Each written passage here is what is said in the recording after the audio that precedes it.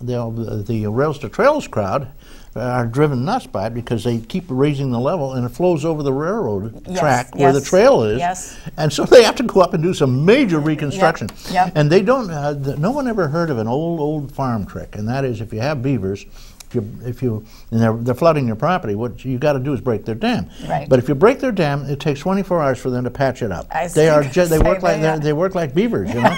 And but there's a secret. You take about a 4-inch or 6-inch pipe, plastic pipe, drive it through the dam, and have it come out a ways into the pond. They can't figure out what's wrong. The flow. But it'll drop down to the level of the pipe. Yeah. They can't figure out what the heck's going on.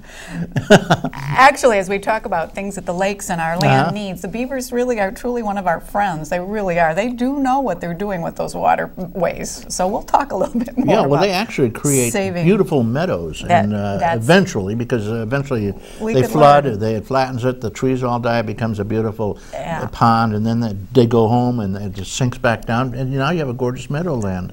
The water that they save and protect and also catch is huge in the work that we're trying to do. You'll see that there are amazing places where we really could learn from them. There's some places, instead of letting the water flow so quickly and ruin things, we could slow it down, and the beavers are doing that in many places. They're a natural embankment, or natural levee of sorts. Yep, exactly. The lake is big. How big is Chautauqua Lake? The lake is over 13,000 acres. 13,000 acres. It's about, we know, given 17, 18 miles long, roughly a mile or two in width, depending on where you are.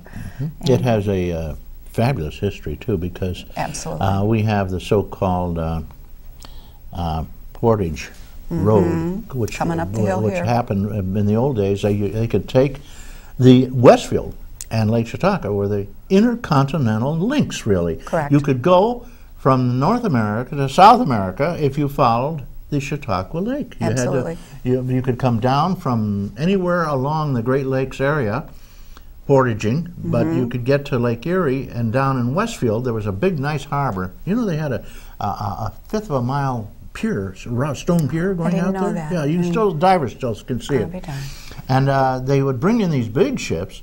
They would offload them there, take them over the hill, and they would then load them onto boats down in Chautauqua Lake, and they would then run them down through the whole lake. There was a connection to the Ohio River eventually. They go into the Ohio River, take it to the Mississippi River, and down the Mississippi to the Gulf of Mexico, and then anywhere in the world.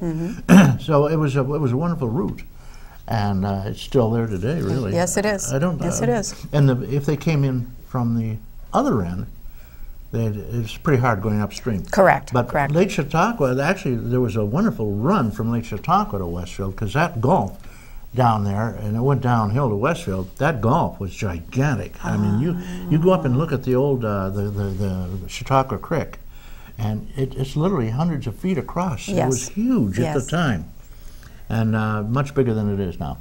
I just had a friend whose son actually took the trip south, left it with his friend in kayak, left Chautauqua Lake, and went all the way down. Actually, they made it to the Mississippi River. They took the Ohio and all the way through. And so that path is still very, very doable. Why did they stop the Mississippi? I know. I think you think you want to go to the Gulf of Mexico.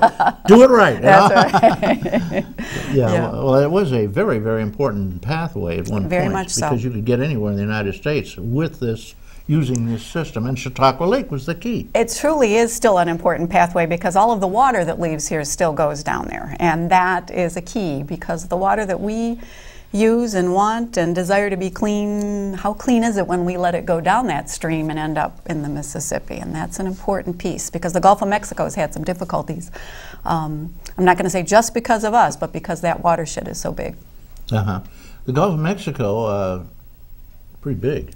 Yeah, that I don't know exact sizes on. I do know there's a little area at the mouth of the Mississippi that's not doing so well. They've called it's silting up, or what? They've actually declared it a dead zone, which means that the living creatures are having a very, very difficult time surviving there, and it's due to what we're putting downstream at the mouth of the river.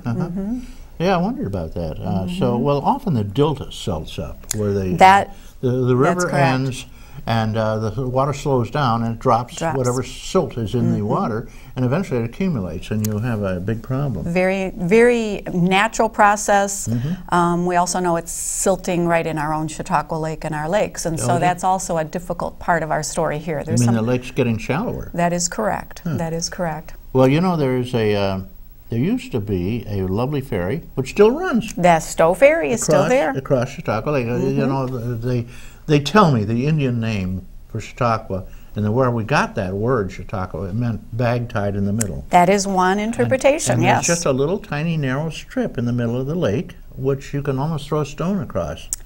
And they had a ferry there for years, and I used to be a quarter, and you could take your car over.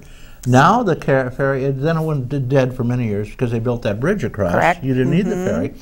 And everybody, when they were going to build the bridge, everybody told me everything alive would die in Chautauqua Lake with that bridge, but it didn't seem to kill them. No, there are some difficulties now because of the salt that comes off the bridge once in a while from the treatment that they do. But for the most part, no, the bridge has they did a fairly good job in checking. Remember, there was a little bit of an environmental question then when it was built and whether or not it should be built. But the ferry there still works. Some people are wringing their hands and saying, "My God, everything's going to die." Even the people around Chautauqua Lake are all going to die. You cannot put this bridge in. And it turned out we're all survivors. Pretty convenient now, although the ferry is still a wonderful memory. And you know, we have right in this room with us the guy who drives that ferry. He's the pilot. Yeah, he's a licensed boat pilot. Captain. He has to have that to drive it, even though it's all connected and hooked up. He doesn't really have to direct it much because it's already chained down. That's going to go. And his name is Randall Burt. Randall Burt is the captain of that ship, and he can marry you. That's right, because he's captain of his ship. You just jump on the ship, and it's free, incidentally, but they ask for a donation, and most people kick in $1 or $2. But between the 2-minute ride from end to end, he can marry you, and you come out, you're married. It's done to it. Well, I wanted to just mention again, you know, there's another interpretation of that Chautauqua word. Some people believe that the Indian means fish came from there. Fish came from there. Place that fish came from. Because Chautauqua. No, there's no fish word in there. And I do not know the Indian language, but that's what I am told. Well, that's Iroquois. Because of the Indian, when they came, this was such a plentiful lake that it had. The Chautauqua Lake was so full of fish, and it still is. Yeah. #1 fishing lake in the state of New York. Is that a fact? Within its borders. Lake Erie is bigger. Number of fishermen or number of fish caught, though? The fishery, the actual $12 million worth of fishery that happened. Yes. Well, they have the fishery over at Pendergrass Point. I know that. That is the fish hatchery. Yep. Yeah. The walleyes, a few walleyes, but mostly the muskellunge. You know, one of the funny things about the muskellunge, which I've never been able to understand, we're trying to propagate them in the lake, and they tell me that only, well, I don't know, 78 or 79% of the muskellunge in the lake are from the hatchery. They get a little tiny percent actually propagate. Okay. And in order to propagate, you want lots and lots of females and just one active stud male. All right. The law will not let you keep any muskellunge under 40 inches. That's over a yard. Okay, yes. A meter. And it's a strange law because it is known to people who are into this sort of thing that the males never get to be over about 2 feet. That I don't know. You're telling me things about the fish world I did not know. And females are the big ones. Okay. So you're throwing away, you're taking and killing only females. So that's the problem. You got a bunch of queer males in there. That's all. There's no females. I'm going to have to ask my DEC friends how I've asked them. The fisheries. They agree, but they can't explain what the sense of this crazy law is. You're throwing all the fertile females. You're taking them home and eating them, and you got all these male little shrinky. We have a caller. Good morning, caller. Good morning, and the best of everything to you. I hope everybody had a wonderful New Year. Well, thank you very much. And I went to bed. And this will be the beginning. At my age, that's the best you can do. Well, at least you're still able to know you're going to bed. That's true. So what's up there, caller? I wanted to ask,